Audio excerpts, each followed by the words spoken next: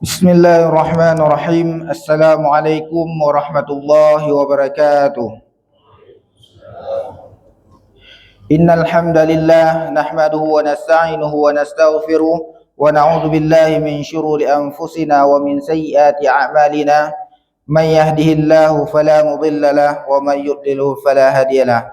Asyhadu an la ilaha illallah wahdahu la syarika lah wa asyhadu anna Muhammadan 'abduhu wa rasuluhu la nabiyya ba'dah. Allahumma salli ala Muhammad wa ala alihi wa sahbihi ajma'in. Rabbi israh li sadri wa yassir li amri wahlul 'uqdatam min lisani yafqahu qawli. Rabbi zidni ilman warzuqni fahman. A'udzu billahi minasyaitonir rajim. Bismillahirrahmanirrahim.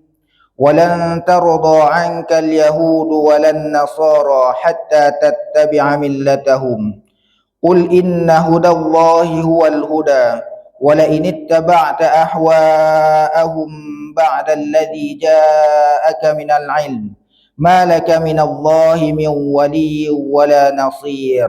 Sadaqallahul azim. Sidang jamaah subuh yang dirahmati Allah, tak henti-hentinya kita panjatkan kehadirat Allah Subhanahu wa taala yang telah memberikan kita kesempatan pada subuh yang berbahagia ini dalam keadaan keimanan yang masih ingin beribadah kepada Allah Subhanahu wa taala, yang masih konsisten dan istiqamah menjalankan segala perintah Allah dan meninggalkan segala larangannya. Kemudian salawat beriring salam tak lupa pula kepada Nabi kita Nabi Muhammad sallallahu alaihi wasallam, yang mana Nabi sallallahu alaihi wasallam menjadi uswatun hasanah, menjadi contoh yang terbaik, sehingga dalam kehidupan kita sehari-hari kita mengetahui yang mana yang menjadi kebudayaan atau kebiasaan atau hal-hal yang kita kerjakan dalam sehari-hari yang sesuai dengan perintah agama Islam dan yang mana yang tidak sesuai dengan ajaran agama Islam. Sidang jamaah subuh yang dirahmati Allah, pada surat Al-Baqarah ayat 120 tadi yang kami bacakan, yang artinya adalah orang-orang Yahudi dan Nasrani tidak akan senang kepadamu hingga kamu mengikuti millah mereka. Katakanlah, sesungguhnya petunjuk Allah petunjuk yang benar, dan sesungguhnya jika kamu mengikuti kemauan mereka setelah pengetahuan datang kepadamu, maka Allah tidak lagi menjadi pelindung dan penolong bagimu. Quran surat Al-Baqarah ayat 120. Sidang jamaah subuh yang dirahmati Allah, ayat ini memang bertujuan kepada Nabi Muhammad SAW. Ayat ini menjelaskan tentang Nabi Muhammad itu diperintahkan oleh Allah untuk tidak berharap lebih kepada Nasrani dan Yahudi. Ayat ini menunjukkan bahwasanya Nabi Muhammad SAW hanya untuk khusus mengharap ridha Allah. Jangan terlalu mempertimbangkan Yahudi dan Nasrani. Karena kenapa? Allah mengatakan Yahudi dan Nasrani itu tidak akan senang kepada Nabi Muhammad, tidak akan senang dengan ajaran Islam. Walaupun Nabi Muhammad membuat beberapa hal. Di dalam tafsir Al-Baghawi mengatakan Nabi pernah membuat gencatan senjata untuk mempertimbangkan Yahudi dan Nasrani ini mau ikut kepada ajaran Nabi Muhammad SAW. Akan tetapi apa yang terjadi? Mereka tidak akan ikut Nabi Muhammad SAW, akan tetapi mereka ingin Nabi Muhammad itu ikut kepada mereka, Yahudi dan Nasrani. Dan itu tidak mungkin, Bapak Ibu yang dirahmati Allah. Tapi kami pada kesempatan subuh ini hanya mengambil sepotong saja yang mungkin bisa menjadi ibrah di kehidupan kita sekarang. Apa sepotong itu? Hatta tattabi'a millatahum, hingga kamu mengikuti millah mereka. Millah ini bisa diartikan ajaran, bisa diartikan jalan, bisa diartikan kebiasaan. Bapak Ibu sidang jemaah subuh yang dirahmati Allah, kita lihatlah kekinian zaman kita sekarang. Bagaimana potongan rambut anak sekarang? Bagaimana kebiasaan anak-anak kita sekarang? Bagaimana perilakunya? Kebiasaan sehari-harinya?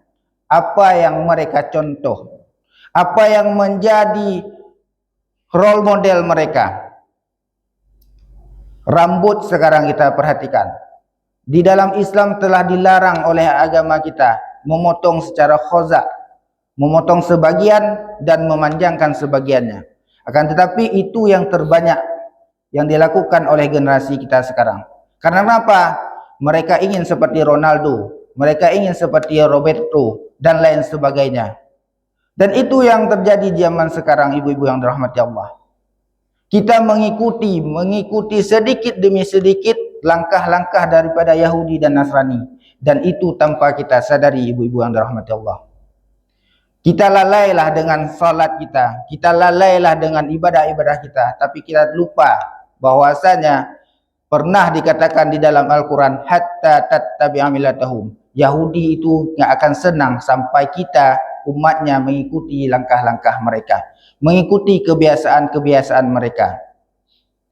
Apa yang terjadi hari ini, ibu bapak yang dirahmati Allah? Kita banyak sekali melaksanakan hari-hari besar mereka, hari-hari yang dibuat oleh dunia barat.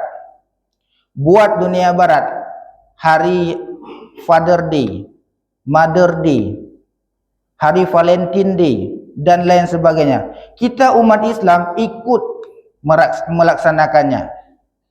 Dengan cara apa? Ketika tanggal itu kita seolah-olah itulah hari ibu yang dunia, hari ayah sedunia, ikut kita orang Islam. Padahal Islam sudah mengajarkan kepada kita setiap harinya, setiap detiknya adalah hari ibu. Setiap harinya, setiap detiknya adalah hari ayah. Tapi kita mengikuti, buat status. Ketika hari ibu, kaulah ibuku, cinta kasihku dan sebagainya. Buat status. Padahal di barat itu, kenapa mereka meminta ada hari ibu dan hari ayah? Karena mereka ketika ayah dan mamaknya itu sudah tua, diletakkan di panti jompo. Dan mereka bersibuk dengan bekerja. Setelah itu, di hari itu mereka khususkan libur bekerja untuk memberikan hadiah yang terbaik, menyenangkan orang tuanya di satu hari itu saja. Setelah itu mereka hanya menyetorkan kepada panti jomponya setiap bulannya berapa. Kita hari ini lebih lucu lagi, ibu-ibu yang dirahmati Allah. Di status buat gambar ibu, kaulah ibuku, cinta kasihku. Waktu dibilang sama ibu, mak, nak ambu hawa benar risol, nak do keping. Itu yang kita lakukan, ibu-ibu yang dirahmati Allah. Kita hanya mengikuti mereka, tapi kita pun tidak seutuhnya seperti itu. Lain halnya dengan generasi muda. Ada Valentine. Setiap tanggal berapa? 24 Februari. Itu seolah-olah coklat habis di minimarket. Beli coklat semua. Buat situ Valentine Day dan lain sebagainya. Itu yang terjadi, ibu-ibu yang dirahmati Allah. Hal ini Bapak Ibu yang dirahmati Allah telah Nabi larang, telah Nabi sampaikan kepada kita. Man tasyabbaha min qaumin fahuwa minhum. Barang siapa yang mengikuti suatu kaum, maka dia termasuk kaum tersebut. Ini jauh-jauh hari Nabi telah mengatakan kepada kita. Lantas apalagi yang Nabi katakan? Nabi juga mengatakan di dalam hadisnya yang artinya kiamat tidak akan terjadi hingga umatku mengikuti jalan Yahudi, jalan generasi sebelumnya. Zira'an wa zira'in, sejengkal demi sejengkal. Shibran wa shibrin wa zira'an wa zira'in. Sejengkal demi sejengkal, sehasta demi sehasta. Kita mengikuti jalan Yahudi dan Nasrani. Lantas sahabat menanyakan kepada apakah mereka seperti Persia dan Romawi? Apa kata Nabi? Selain mereka lantas siapa? Di hadis yang lain Nabi SAW mengatakan, sesungguhnya kalian akan mengikuti jalan-jalan orang sebelum kalian, sejengkal demi sejengkal, sehasta demi sehasta, sampai orang-orang yang kalian ikuti masuk ke lubang dhab. Lubang dhab itu adalah lubang hewan di dalam tanah yang berliku-liku. Apa kata sahabat? Sahabat menanyakan, wahai Rasulullah, apakah itu Yahudi dan Nasrani? Beliau menjawab, lantas siapa lagi? Jauh-jauh hari Nabi SAW telah mengingatkan kepada kita bahwasanya kita akan ikut sedikit demi sedikit langkah-langkah dari mereka dengan cara berbagai macam cara. Tidak mereka mengatakan Nabi Muhammad itu bukan Nabi terakhir. Mereka tidak mengatakan Allah itu bukan Tuhan. Tapi mereka membuat di zaman kekinian kita sedikit demi sedikit masuk ke dalam lubang mereka. Masuk ke jalan-jalan mereka, masuk ke kebiasaan mereka. Contoh ibu-ibu yang dirahmati Allah. Mungkin bapak-bapak dan ibu-ibu mempunyai, yang muda-muda ada mempunyai Facebook. Facebook itu ada tempat dinding statusnya. Itu sama seperti orang Yahudi di tempat dinding ratapannya. Mereka datang ke situ mengeluh segala keluh kesahnya dia sampaikan di situ. Apa yang terjadi dia sampaikan di situ. Dan di Facebook itulah yang terjadi di dalam dunia kita sekarang. Kalaulah ada suami istri, dua-duanya suka main Facebook, mereka saling berbuat status. Si suami sudah capek-capek kita bawa pulang. Yang kita lihat di dalam yang ingin kita makan hanya teri dan kangkung. Sakitnya tuh di sini. Balas si istri, kita sudah kerja seharian tapi tak juga dihargai, tak dimengerti. Entah kemanalah nasibku ini. Berbalas-balaslah di situ. Itu yang terjadi Bapak Ibu yang dirahmati Allah. Sedikit demi sedikit kita masuk ke dalam lubang dot tadi. Kita masuk ke jalan-jalan Yahudi dan Nasrani. Ibu-ibu sidang jamaah subuh yang dirahmati Allah, hal seperti ini ketika kita sudah mengetahui bahwasanya ketika Nabi mengatakan ketika kita mengikut suatu kaum maka kita termasuk kaum tersebut, maka kita sendirilah yang bisa mencegahnya ibu-ibu yang dirahmati Allah. Kepada anak cucu kita, orang tualah yang mempunyai peran penting dalam hal ini. Ketika memotong rambutnya tidak sesuai dengan sunnah atau tidak sesuai dengan apa yang diperintahkan Nabi, kitalah yang harus tegas dalam menjalankan ini. Tidak ada satu orang pun di hari ini ibu-ibu yang dirahmati Allah yang bisa menegakkan aturan dengan sebenar-benarnya. Bapak Ibu berharap kepada guru. Guru hari ini telah dibatasi semua gerak-geriknya ibu-ibu yang dirahmati Allah. Bapak Ibu berharap kepada pengurus, pak kecik dan lain sebagainya. Semuanya sudah dibuat batas dan masing-masing. Cuma orang tualah salah satunya, satu-satunya yang mempunyai peran penting dan mempunyai hak yang paling besar untuk mengarahkan anaknya ke mana dia mau. Qu anfusakum wa ahlikum naran. Jagalah dirimu dan keluargamu dari api neraka. Selain daripada itu, ibu-ibu yang dirahmati Allah tidak punya hak yang kuat secara hukum hari ini, ibu yang dirahmati Allah. Kalaulah kita ingin anak-anak kita, generasi muda kita tidak mengikuti jalan-jalan Yahudi dan Nasrani, maka kitalah yang harus berperan penting dalam hal ini.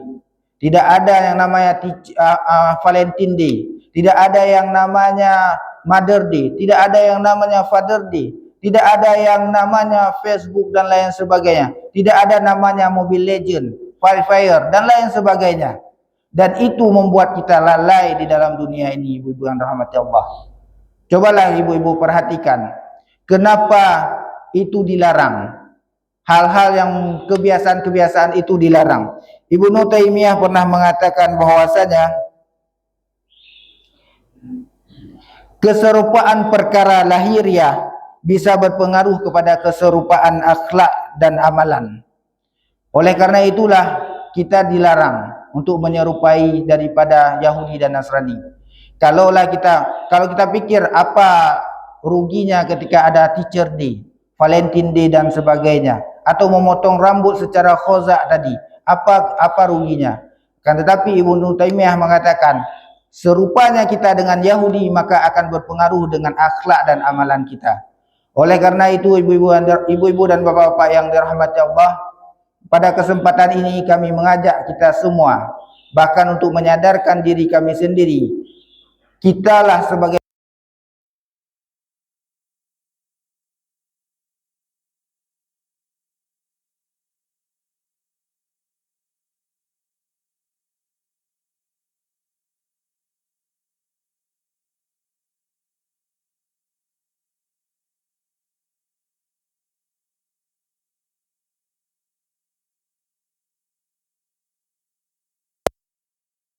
kita dari api neraka. Mudah-mudahan ada manfaatnya bagi kita semua dan ini dapat menyadari kami sendiri untuk kehidupan kami dan ini sebagai pengingat bagi kita semua. Mudah-mudahan ada manfaatnya.